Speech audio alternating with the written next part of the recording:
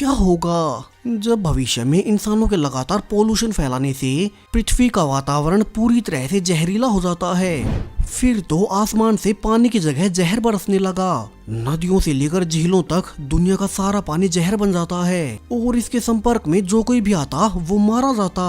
यानी कि अब पूरी दुनिया का तबाह होना तय है। अब इस खतरनाक आपदा के बीच एक फैमिली निकल पड़ी है अपने सर्वाइवल के सफर पर, लेकिन क्या वे कामयाब हो पाएंगे? चलिए शुरू से जानते हैं हमारी आज की डिजास्टर एपोकलिप्स मूवी एसिड में। कहानी की शुरुआत एक प्रोटेस्ट से होती है जो कि गवर्नमेंट की पॉलिसीज के खिलाफ था। इस भीड़ का लीडर एक फैक्ट्री वर्कर मिकेल है जो कि भीड़ के साथ फैक्ट्री की उस लापरवाही के खिलाफ चिल्लाने लगा जिसकी वजह से उसकी कोवर्कर साथी कैरन को हॉस्पिटल में एडमिट होना पड़ा है। सो मिकेल बाकी सब के साथ डिमांड कर रहा है कि इस घटना पर कोई एक्शन लिया जाए।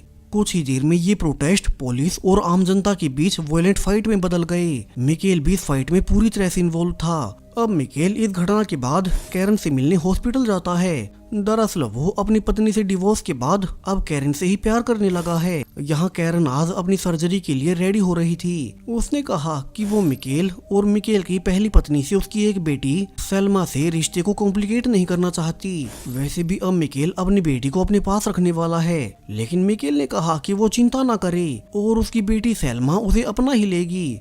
दूसरी ओर स्कूल में दो स्टूडेंट्स उसी प्रोटेस्ट की वीडियो फुटेज देख रहे थे।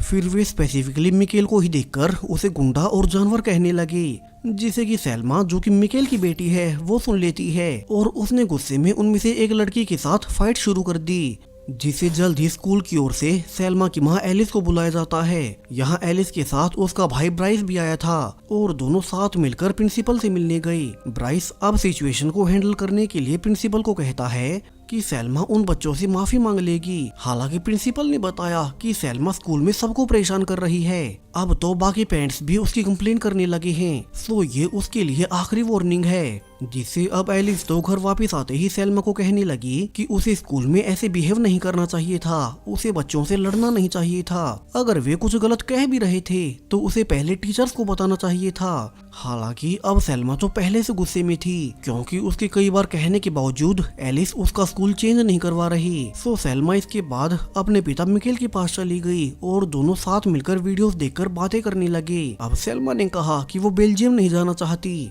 जिस पर मिकेल उसे समझाता है कि ये टाउन वहाँ से सिर्फ 2 घंटे की दूरी पर है और वो जब चाहे अपनी माँ से मिलने आ सकती है। फिर सेल्मा टीवी पर न्यूज देखने लगी जहाँ न्यूज में बताया जा रहा था कि कैसे अब तक लगातार पोल्यूशन के चलते आधी दुनिया के आसपास बारिश का पानी बहुत ज्यादा एसिडिक और टॉक्सिक होता जा रहा है और इससे बहुत जल्द लोग मरने लगेंगे।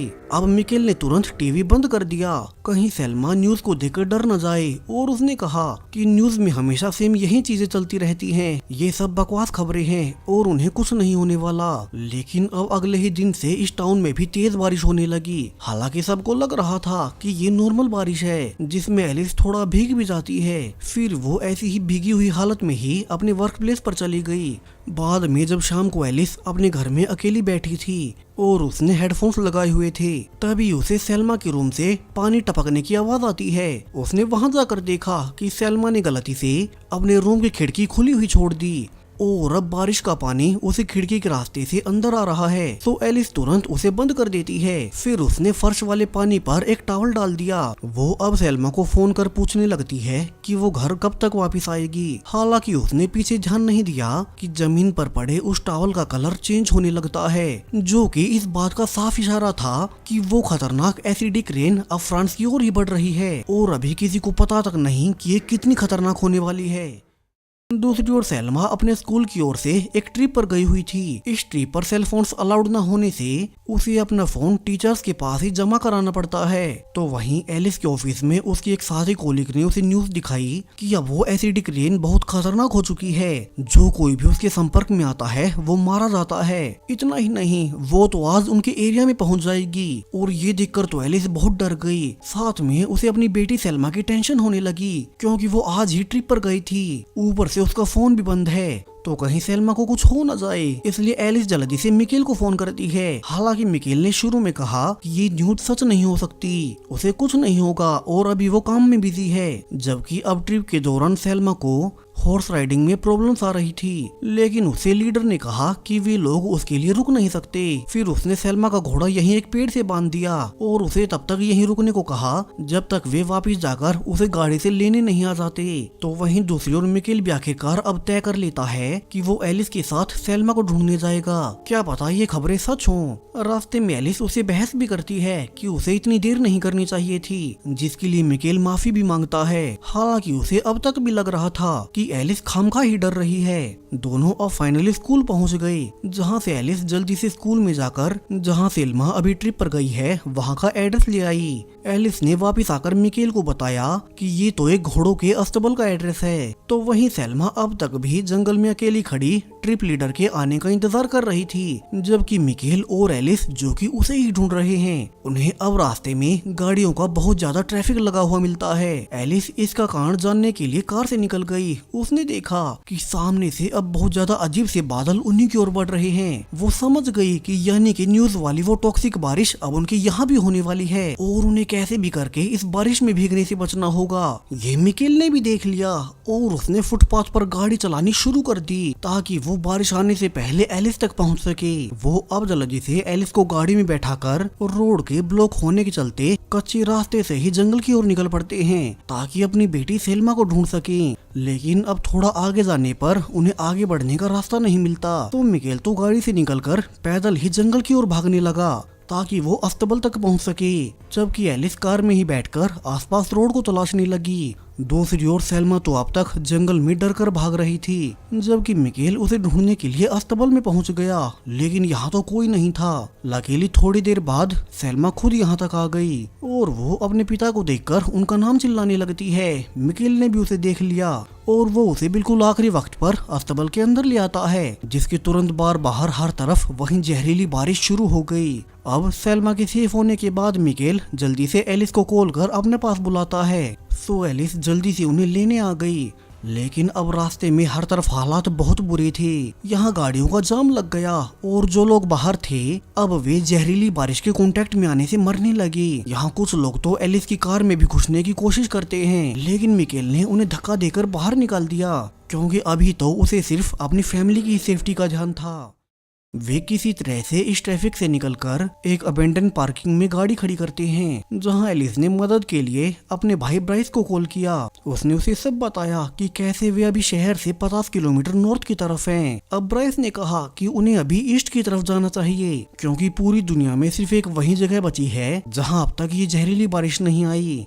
वहीं ब्राइस को ये सुनकर भी गुस्सा आया कि एलिस अभी मिकेल के साथ है, क्योंकि मिकेल तो उसे डिवोर्स के बाद कैरन को डेट कर रहा था। खैर अब ब्राइस ने मिकेल को कॉल किया और पूछा कि क्या उसकी गाड़ी इतना लंबा सफर तय कर सकेगी, क्योंकि एसिडिक रेन मेटल तक को गला सकता है। मिकेल उसे हाँ में जवाब देता है और वो ब्राइस से बात करने के बाद अब कैरन को कॉल करने की कोशिश करने लगा, क्योंकि वो तो हॉस्पिटल में बंद थी। वहीं अब उसका फोन भी बंद आ रहा है। तो तीनों ने यहाँ से फिर से ड्राइव करना शुरू कर दिया, लेकिन कुछ ही देर के बाद उन्हें समझ आ गया कि मिकेल की ये कार ज्यादा देर तक टिक नहीं पाएगी और वे इसे ब्राइस तक पहुँच नहीं सकते। ऊपर से बाहर फिर से बारिश लौटने वाली थी, तो मिकेल अब यही रास्ते में गाड़ी रोक एलिस और सेल्मा को लेकर फिर छुपाने पास वाले घर में जाने लगे, ताकि वे बारिश के संपर्क में आने से बच सकें। वे घर में घुसते हैं जहां अभी कोई नहीं था। यहीं सेल्मा को एक छोटा सा बिल्ली का बच्चा बैठा हुआ मिला। लकीली अब मिकेल के पास कैरन का फोन आ गया और वो उसे सब बताता है कैसे वो अभी अपनी एक्स वाइफ एलिस और बेटी सेल्मा के साथ छुपते फिर रहे हैं। अभी उसका फोन फिर से कट गया।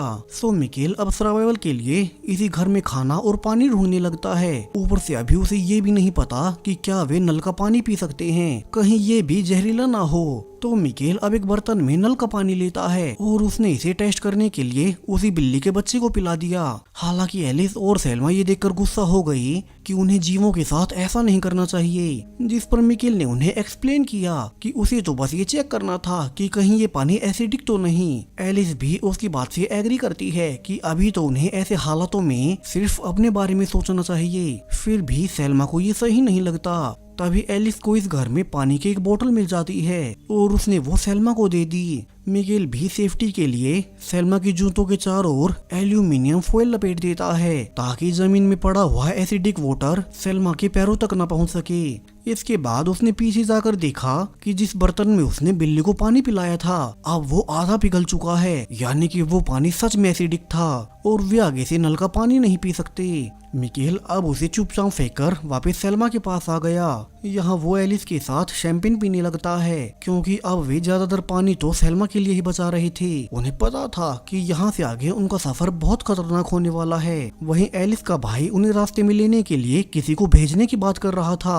तो सेल्मा ने पूछा कि क्या उसने उस आदमी को कॉल किया है जो कि उन्हें पिक करने आने वाला था, लेकिन एलिस ने बताया कि वो कल से पहले नहीं आ सकता, लेकिन वो चिंता न करे। हालांकि सेल्मा अब बहुत डर चुकी थी क्योंकि अभी तो वे इस जहरीली बारिश से डरकर ईस्ट में भाग रहे हैं, लेकिन क्या हो अगर ये बारिश बढ़ते हुए ईस्ट में भी आ जाए, फिर तो इंसानों के बचने के लिए पूरी पृथ्वी पर कोई जगह नहीं बचेगी। मिकेल ने इस पर एक सरकास्टिक कमेंट किया कि ब्राइस उनकी हमेशा मदद नहीं करने वाला, वो सिर्फ अपना फायदा देखता है। और इसी बात पर एलिस और मिकेल के बीच बहस हो गई। दरअसल मिकेल अपने एलिस से रिश्ते खराब होने के पीछे ब्राइस को ही कारण मानता है, जबकि सेल्मा ने पीछे देख ही लिया कि उस नल के पानी की वजह से वो बिल्ली मारी गई, जिसका उसे उसके पिता बताना नहीं चाहते थे। अब सुबह उठकर फिर से तीनों अपने सफर पर आगे बढ़ गए। एलिस तो लगातार उस इंसान से बातें कर रही थी जिसे उन्हें पिक करने आना था। वो पूछने लगी कि वो कितनी दूर तक आ सकता है। यहाँ उन्हीं की तरह और भी लोग चल रहे थे जो कि अभी जहरीली बारिश से बचने के लिए ईस्ट दिशा में जा रहे हैं, लेकिन अब थोड़ा आगे जाते ही पुलिस उन सबको रोकने लगी। उन्होंने कहा कि सामने वाला ब्रिज एक ही वक्त में इतने सारे लोगों का वजन नहीं उठा सकता, सो उन्हें पुलिस के कहने पर ही आगे बढ़ना होगा। यहाँ भले ही पुलिस उनकी भलाई के लिए ही उन्हें रोकने की कोशिश कर रही थी, लेकिन लोग अब जल्दबाजी में अपनी जान बचाने के लिए धक्का मुक्की करने लगी और इसी भीड़ में एलिस सेल्मा और मिकेल से अलग हो गई। भीड़ लगातार सबको धक्का दे रही थी, जिससे एलिस भी अब धक्के खाते हुए उसी ब्रिज पर पहुंच गई। वहीं जैसा कि पुलिस ने पहले से चेतावनी दी थी, वो ब्रिज इतना ज्यादा वजन झेल नहीं पाता और वो अचानक से टूटकर बिखरने लगा। एलिस अब जल्दी से वापस पीछे आने की कोशिश भी करती है, लेकिन अब तक ब्रिज की रेलिंग ही टूट गई, जिससे एलिस सीधी नीचे पानी में जा गिरती है। वही नदी वाला पानी जिसमें अब तक जहरीला बारिश वाला पानी घुल चुका था। वही दूर से सेल्मा भागते हुए उन्हें देखने भी आती है, जहाँ एलिस लगातार तैरकर बाहर आने की कोशिश कर रही थी, लेकिन उस एसिडिक पानी ने उसकी स्किन को ही जला दिया और वो बाहर नहीं निकल पाती। सेल्मा तो अपनी माँ की ये हालत देखकर पूरी तरह से टूट गई। मिकेल उसे संभालने लगता है। अंदर से उसे भी बुरा लग रहा था, लेकिन अभी तो उसे सेल्मा को सेफली आगे ले जाना होगा। वो अब उसे पास वाले एक रेफ्यूजी कैंप में ले गया। यहाँ वो अपना फोन चार्ज कर कैरन को कॉल करने की कोशिश करने लगता है ताकि उसकी जानकारी ले सके। उसने फोन पर कैरन को सब बताया कि एलिस की एक हादसे में मौत हो चुकी है और अब उसे बस कैसे भी करके अपनी बेटी को बचाना है। कैरन ने भी रिवील किया कि उस समेत हॉस्पिटल के सारे पेशेंट्स को ईस्ट वाले दूसरे हॉस्पिटल में ले जाने की बात चल रही है और जहाँ भी मिकेल मौजूद है वो यहाँ से ज्यादा दूर नहीं है। सो मिकेल अब रास्ते से कैरन को भी लेने के लिए एक सोल्जर से उसी हॉस्पिटल के रास्ते के बारे में पूछता है। हालांकि ये रास्ता बहुत ज्यादा सेफ नहीं था। मिकेल अब सेल्मा के पास गया और उसने उसे बताया कि वे पहले कैरन को लेने जाएंगे। हालांकि सेल्मा चाहती थी कि वे सीधा उसके मामा ब्राइस के घर जाएं, जहाँ सब सेफ है, लेकिन उसे मिकेल ने बताया कि ब्राइस तो अभी फोन ही नहीं उठा रहा। सो सेल्मा को आखिरकार उसकी बात माननी ही पड़ती है। दोनों सोल्जर्स के कॉन्वॉय में बैठ गए और चल पड़े, लेकिन रास्ते में एक ब्लॉकेज की वजह से कॉन्वॉय बीच में ही रुक जाता है। सोल्जर्स ने यहाँ लोगों से कहा कि अब उन्हें आगे पैदल ही चलना पड़ेगा, जहाँ से सभी अब गाड़ी से बाहर निकलकर पैदल चलने लगे। हालांकि सेल्मा की हालत ठीक नहीं थी और वो तेजी से चल भी नहीं पा रही। ठीक इसी वक्त ऊपर आसमान में तूफान के बादल इकट्ठा होने लगे, जो कि इस बात की ओर इशारा था कि जल्द ही बारिश होने वाली है। तो मिकेल ने सेल्मा को तेज चलाने की कोशिश की, लेकिन वो जमीन पर गिर पड़ी और जब तक मिकेल उसे उठा पाया तब तक वे जिन लोगों के साथ जा रहे थे वे उनसे बहुत पीछे छूट गए, यानी कि अब वे अपना रास्ता भटक चुके हैं। दोनों बाप बेटी अब जंगल में ही भागने लगते हैं ताकि वे इस बारिश से बचने के लिए कोई शेड ढूंढ सकें। लकीली तभी उन्हें एक पतला सा पत्थर से बना ब्रिज मिल गया और दोनों उसमें छुप गए। वे काफी देर अंधेरे में चलने के बाद इसकी दूसरी ओर निकल जाते हैं। यहाँ कई सारे घर थे, लेकिन मिकेल ने नोटिस किया कि ये सब तो बंद पड़े हैं। तभी मिकेल चलते चलते बेहोश होकर गिर पड़ा और सेल्मा मदद के लिए जोर जोर से चिल्लाने लगती है। तभी पास के एक घर से किसी ने उन्हें अंदर बुला लिया और उन्हें छत मिल गई। अब इस घर की ओनर का नाम डेबरा है, जो कि यहाँ अपने एक बेटे विलियम के साथ रहती है। कुछ देर बाद जब मिकेल को होश आया तो सेल्मा ने उसे पानी दिया। हालांकि मिकेल पहले ही कंफर्म करता है कि कहीं ये नल का पानी तो नहीं, इसके बाद ही वो पानी पीता है। अब डेबरा ने कहा कि मिकेल के घावों का इलाज होना बहुत जरूरी है और उसके पास मेडिकल की किट है, तो मिकेल उसके साथ चला गया। यहाँ विलियम अब सेल्मा से पूछता है कि बाहर क्या चल रहा है, जिस पर सेल्मा उसे जानबूझकर सच नहीं बताती कि कहीं वो डर ना जाए। फिर वे साथ मिलकर खेलने लगे, जबकि ऊपर बाथरूम में मिकेल अपना फोन चार्ज करने की कोशिश करता है, पर डेबरा ने बताया कि यहाँ चार्जिंग बहुत ही मुश्किल काम करती है। तो मिकेल उसे कैरन वाले हॉस्पिटल के बारे में पूछने लगता है कि वो कितनी दूर है, जिस पर उसे डेबरा ने रिवील किया कि वो तो अभी यहाँ से 10 किलोमीटर दूर है। फिर वो मिकेल से उसके कपड़ों और जूतों का साइज पूछती है ताकि उसे प्रॉब्लम ना हो। मिकेल ने भी उसे यकीन दिलाया कि वे कल सुबह होते ही जल्दी से यहाँ से निकल जाएंगे। तभी नीचे लिविंग रूम में सेल्मा ने बिना जाने समझे एक मशीन को छू लिया, जिस पर डेबरा अब चिल्लाते हुए आकर पूछती है कि उसने किस चीज को हाथ लगाया था। हालांकि सेल्मा उसे लगातार समझाती रही कि उसने कुछ नहीं तोड़ा है। अब तक ये आवाजें सुनकर मिकेल भी आ गया, जबकि डेबरा तो लगातार सेल्मा पर चिल्लाए जा रही थी कि ये मशीन उसके लिए बहुत जरूरी है। तो मिकेल अब उसकी मदद करते हुए उस मशीन को पावर सोर्स के पास ले जाकर उसे चलाकर चेक करता है और लकीली ये ठीक से काम कर रही थी। अब डेबरा ने रिवील किया कि ये मशीन उन लोगों के लिए होती है जिनकी किडनी फेल हो चुकी है और ये उसके बेटे विलियम के लिए है। इसके बिना वो बच नहीं सकता, इसलिए वो सेल्मा के से छूने से इतनी परेशान थी। वहीं डेबरा अपने बेटे के साथ इस घर में अब तक इसी मशीन की वजह से रुकी हुई है। उसके आसपास के सभी घरों के लोग ऑलरेडी निकलकर ईस्ट दिशा में चले गए, लेकिन डेबरा को अपने बेटे के लिए यहीं रुकना पड़ेगा। हालांकि मिकेल उसे वार्निंग भी देता है कि वे ज्यादा समय तक यहाँ रुक नहीं सकते, जल्द ही एसिटिक रेन के चलते ये घर ज्यादा समय तक टिक नहीं सकेगा, तो उसे यहाँ से निकलने का सोचना चाहिए। लेकिन डेबरा तो अभी सिर्फ अपने बेटे के बारे में सोच रही थी। उसने कहा कि वे आज की रात उसके गैराज में बिता सकते हैं, इसके अलावा वो उन्हें खाना भी नहीं दे सकती क्योंकि उसे अपने और विलियम के लिए खाना बचा कर रखना है। वे तो यहाँ से चले जाएंगे। मिकेल अब सब जानने के बाद समझ चुका था कि डेबरा उसकी बात नहीं मानने वाली, तो वो अपने और सेल्मा के लिए खाना ढूंढने के लिए आसपास के घरों का दरवाजा तोड़कर अंदर घुस जाता है, जबकि सेल्मा और डेबरा यहीं बैठी हुई बेड पर विलियम को देख रही थी। सेल्मा ने पूछा कि ये मशीन कितनी जरूरी है, जिस पर उसे डेबरा ने रिवील किया कि ये मशीन विलियम की किडनी का काम करती है, यानी कि वो इसके बिना जी नहीं सकता। फिर डेबरा सेल्मा से उसकी माँ के बारे में पूछने लगी, लेकिन सेल्मा कोई जवाब नहीं देती। वो तो उस हादसे के बारे में सोचना तक नहीं चाहती। इसके बाद डेबरा ने उससे कहा कि कल यहाँ से निकलना उनके लिए खतरनाक हो सकता है, क्योंकि अब तो बारिश बढ़ती ही जाएगी, सो वे इतना लंबा सफर तय कैसे करेंगे। और फिर वो विलियम को संभालने अंदर चली गई। दूसरी ओर मिकेल अब कैरन का भेजा हुआ एक वॉइसमेल सुनता है, जिसमें कैरन ने बताया कि वे लोग जल्द ही उस हॉस्पिटल में पहुंच जाएंगे, लेकिन वहां नेटवर्क कवरेज नहीं है, सो वो अब की बात से उससे बात नहीं कर सकती। तभी उसके पास सेल्मा आकर डेबरा के बारे में बताती है कि उसने उन्हें भी यहीं रुकने को कहा है। हालांकि मिकेल ने कहा कि उनका डेबरा से दूर रहना ही बेहतर है, क्योंकि वो तो अपना खाना तक शेयर नहीं करना चाहती। वैसे भी उन्हें कैरन के पास जाना था, पर सेल्मा ने याद दिलाया कि वे बारिश के बीच इतना लंबा सफर तय कैसे करेंगे। ऊपर से वे यहाँ आसपास के घरों से खाना लाकर अच्छे से सेफ रह सकते हैं, सो वो कहीं नहीं जाएगी। सभी अब डिनर पर एक साथ खाना खाने बैठ गए। तभी मिकेल ने फिर से कहा कि डेबरा को विलियम के साथ यहाँ से निकल जाना चाहिए और वे उनके साथ चल सकते हैं। डेबरा के पास तो एक गाड़ी भी है, सो वे साथ में निकल लेंगे। हालांकि डेबरा ने इसके लिए मना कर दिया, क्योंकि वो अपने बेटे के लिए यहाँ से जाना नहीं चाहती। मिकेल इसके बाद डेबरा से फिर से उसके घर का जिक्र कर देता है। ऐसे ये इस जहरीली बारिश में ज्यादा देर तक टिक नहीं पाएगा और उसे बारिश से बचाव के लिए कुछ तो करना चाहिए। अब ये सुनकर विलियम डर गया कि उनका घर सेफ है या नहीं। ऊपर से उसकी माँ सिर्फ उसी के लिए यहाँ रुक रही है, सो डेबरा उसे अपने साथ ले गई। मिकेल उसे फिर समझाने उसके पीछे भी जाता है, लेकिन डेबरा ने उसकी सारी बातों को अनसुना कर दिया। वो अपने बेटे को सुलाने जाती है, जहाँ डरे हुए विलियम ने फिर से पूछा कि क्या मिकेल ने जो भी कहा वो सच था, क्या वो उसी की वजह से यहाँ फंसी हुई है। लेकिन डेबरा ने कहा कि कोई बात नहीं, वो सब बकवास कर रहा था और वे कल ही यहाँ से चले जाएंगे। वहीं मिकेल और सेल्मा नीचे गैराज में थे।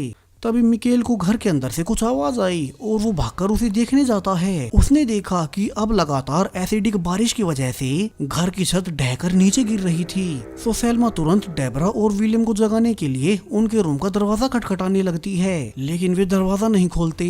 तभी मिकेल ने दरवाजा तोड़ने की कोशिश की, लेकिन वो तो फंस चुका था। वहीं अब तक घर की पूरी छत नीचे गिरने लगी।